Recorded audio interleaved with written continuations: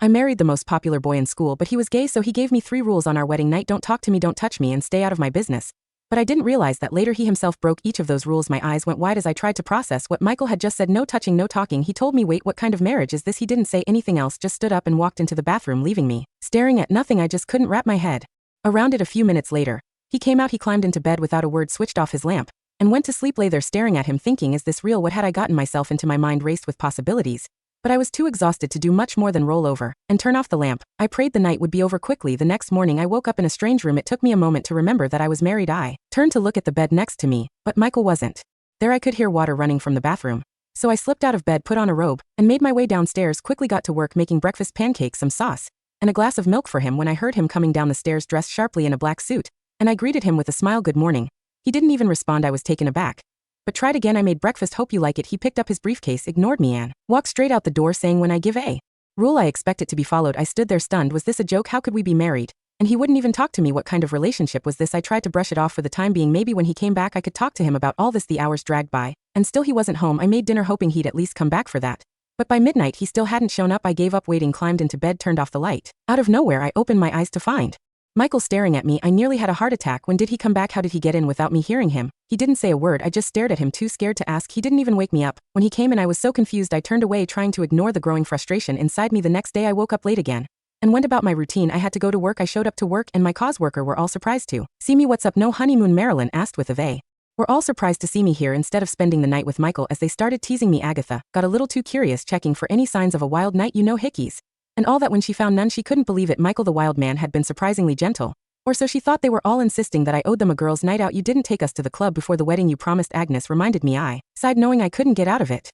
Do you have to convince Michael to let me go out tonight? Maybe he'd say yes. But who knew? Later I got home. I sent a text to Janet letting her know I'd be there soon. As I waited I realized I still didn't have Michael's number. I hadn't even asked for it. But before I could do anything I heard the door open, and there he was, back from wherever he'd been. I tried again to talk to him. I made dinner. Want me to heat it up? He ignored me and kept walking up the stairs. I'm going out with my friends. I tried, but he stopped dead in his tracks, turned around, his eyes burning into mine. I gave you a rule. Do you need me to spell it out again? No talking to me. His words hit me like a punch. I tried to hide how hurt I was, but it was hard. Okay, am I allowed to go out with the girls? Asked quietly. He didn't answer, just walked up the stairs. I couldn't help but sigh and make my way out. At least I could escape this weirdness for a bit. I caught a cab and headed to the club. Meanwhile, in the upstairs room, Michael stood by the window and watched the taxi disappear into the distance. Go and find the club. Mrs. Brown is going to. He ordered. You have 10 minutes in the club. I drank with my friends, listened to music, and talked and laughed. I didn't know Michael was in the club. The bodyguards greeted him respectfully, and he strode in, scanning the room with piercing blue eyes. He picked me up right from the VIP lounge. Upstairs I was sitting at the bar talking to my friends, laughing. He frowned when he noticed I was wearing a short red skirt. A group of men came up to us and offered to buy a drink. He accepted it readily and began to drink without a word. Michael watched the scene grimly, clenching his teeth when one of them leaned and put his arm around my waist. Michael's patience finally reached its limit. He stood up angrily. Michael's patience finally reached its limit. He stood up, his chair scraping violently against the floor of the VIP section. Before I could even register his presence, a hand made of steel clamped around the wrist of the man who was touching my waist. The stranger yelped, spilling his drink. I believe Michael's voice was a low growl, barely audible over the bass of the music, but terrifyingly clear, that the lady is married. The man stammered, looking into Michael's piercing blue eyes. I didn't know. She didn't say. Now you know. Michael shoved the man backward. He didn't look at the man again. His eyes were fixed on me. The air between us crackled. The Michael I knew, the one who ignored my pancakes and walked past me like I was a ghost, was gone. This man was dangerous, radiating a dark, possessive energy that made my breath hitch. Get up, he commanded. I'm having fun with my friends, I said, trying to find my voice, though my heart was pounding. You said stay out of your business. My business is having a drink. My business, he hissed, leaning down so his face was inches from mine, is ensuring my wife doesn't demean herself in a place like this. Without waiting for my permission, he grabbed my hand. Rule number 2, no touching. He had just broken it. His grip was firm but not painful. He pulled me out of the booth. My friends sat in stunned silence, mouths agape. Agnes gave me a look that screamed call me later, but I was already being towed through the crowd. Michael didn't stop until we were outside. The cool night air hit my flushed face. A sleek black limousine pulled up instantly, the driver holding the door open. Michael practically tossed me into the back seat before sliding in beside me. Drive, he ordered. The partition went up, sealing us in silence.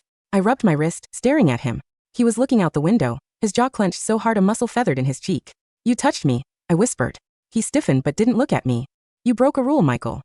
You were making a fool of yourself, he said coldly, still not looking. I stepped in to save my reputation, not you. Your reputation? I laughed bitterly. Everyone thinks you're gay, Michael. What reputation are you saving? That you have a beard for a wife who you hate. For the first time, he turned his head. His eyes weren't just cold. They were turbulent, like a storm at sea. He looked me up and down, lingering on the short red skirt. Is that what you think? He asked softly. It's what everyone says. It's why you made the rules. You don't want a woman touching you. He let out a short, humorless laugh and looked away again. Believe what you want. Just stay inside the house. The next 2 weeks were a strange game of cat and mouse. Michael went back to ignoring me, but something had shifted. He was home more often. Before, he would disappear until midnight. Now, I'd hear the front door open at 6 p.m. I would be in the living room reading, and he would walk past, loosen his tie, and go to his study. He was watching me. I could feel it. One rainy Tuesday, I decided to test the boundaries. I was bored, lonely, and tired of walking on eggshells. I needed to know who I had married. I went into his study while he was at work, breaking rule number 3. Stay out of my business. The room smelled of mahogany and his expensive cologne. I walked to his desk. It was immaculately organized. I opened the top drawer. Nothing but pens. I opened the bottom drawer. There was a file. It wasn't about business stocks or mergers. It was a dossier. And it was about me. My heart hammered against my ribs. There were photos of me from college, photos of me at the coffee shop, even a photo of me walking my dog 3 years ago. What is this? I whispered to myself. That, a deep voice came from the doorway, is none of your concern. I jumped, dropping the file. Michael was leaning against the doorframe. He had come home early. I expected him to yell. I expected him to invoke the rules. Instead, he walked over, picked up the file, and tossed it onto the desk. Why do you have photos of me from before we met? I asked, my voice trembling. We met long before you realized, he said cryptically. He walked around the desk and sat down, looking weary. Get out, Clara. No, I said, planting my feet. You know everything about me. I know nothing about you except that you're the popular boy who hates his wife. Why did you marry me, Michael? If you like men, why bind yourself to me? He looked at me for a long time. The silence stretched, heavy and suffocating. I never said I liked men, he finally said. I blinked. But everyone says. I let them say it, he interrupted. It keeps women away. It keeps complications away. Then why marry me? He stood up abruptly, towering over the desk. Because you were the only one who didn't look at me like a bank account. Now get out. I fled the room, my mind reeling. He wasn't gay. He was just broken or dangerous. 3 days later, I fell ill.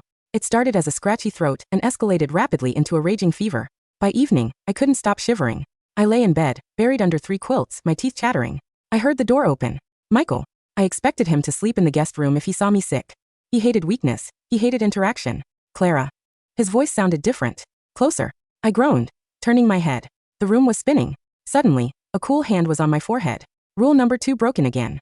You're burning up, he muttered. Fine I raspt. Don't touch me. The rules. Screw the rules, he swore softly. The next few hours were a blur of delirium, but I remember specific sensations. I remember strong arms lifting me up. I remember him holding a glass of water to my lips, his voice gentle, urging me to drink. Come on, drink for me. I remember him taking a cold cloth and wiping my face.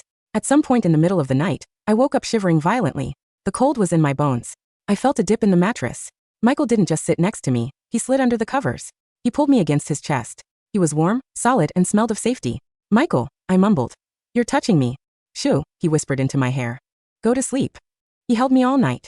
The barrier was breaking. The ice prince was melting, but I was too sick to understand why. I recovered, but the dynamic in the house had changed irrevocably. Michael could no longer pretend I didn't exist. We ate breakfast together. He didn't speak much, but he didn't leave immediately. He would drink his coffee and watch me over the rim of his cup. Then the outside world crashed in. I was leaving the grocery store when a black van screeched to a halt in front of me. 2 men in masks jumped out. I screamed, dropping my bags, but they grabbed me before I could run. Get in, one shouted. Suddenly, a sports car roared into the parking lot, drifting sideways and blocking the van. Michael. He got out of the car, not with panic, but with a terrifying, calculated calm. He held a handgun. Let her go, Michael said. His voice was steady, void of emotion, which made it all the more terrifying. This is business, Michael. One of the masked men yelled, holding a knife to my throat. You crossed the Petrov family. Now you pay. You touched my wife, Michael said, raising the gun. That was your last mistake. 2 shots rang out.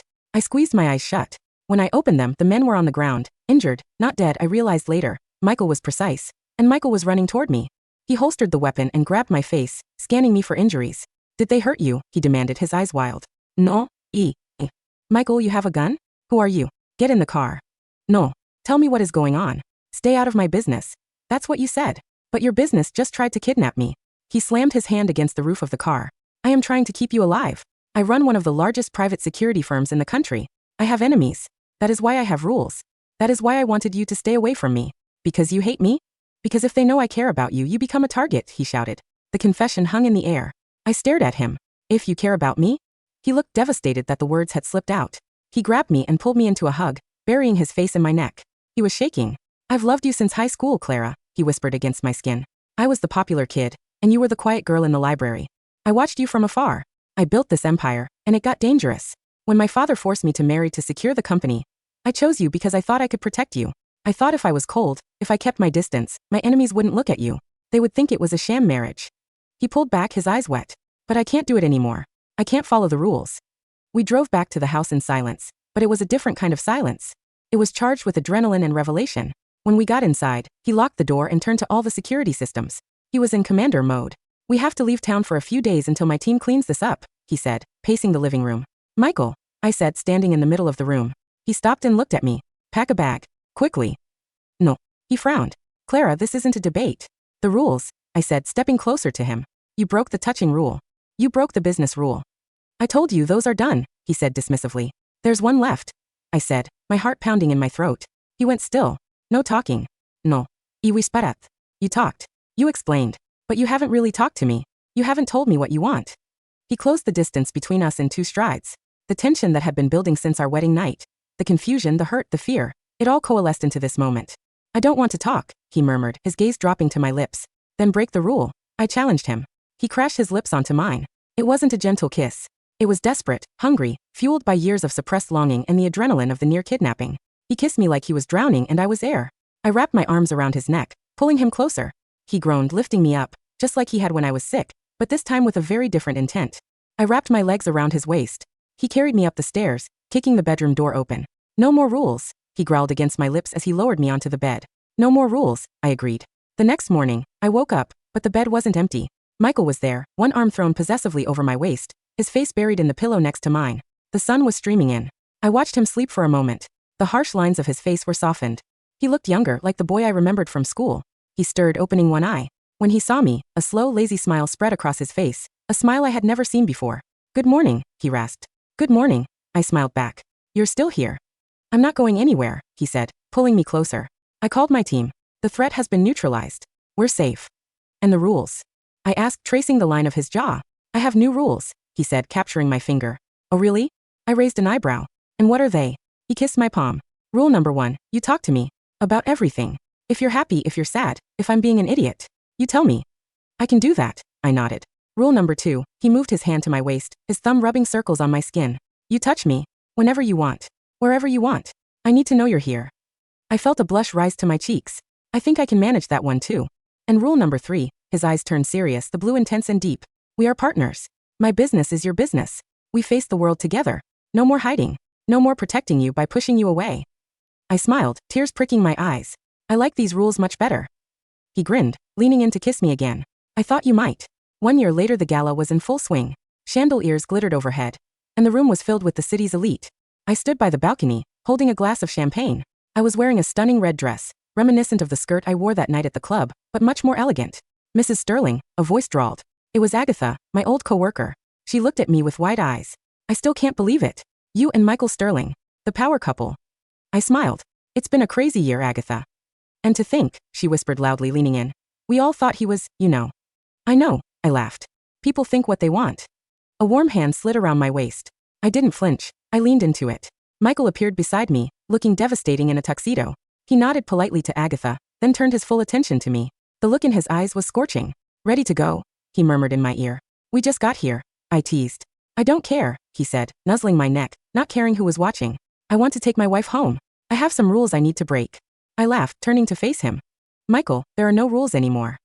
He smiled, that rare, genuine smile that was reserved only for me. Exactly. He took my hand, intertwining our fingers.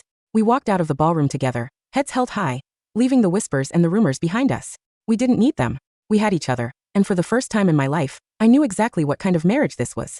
It was real.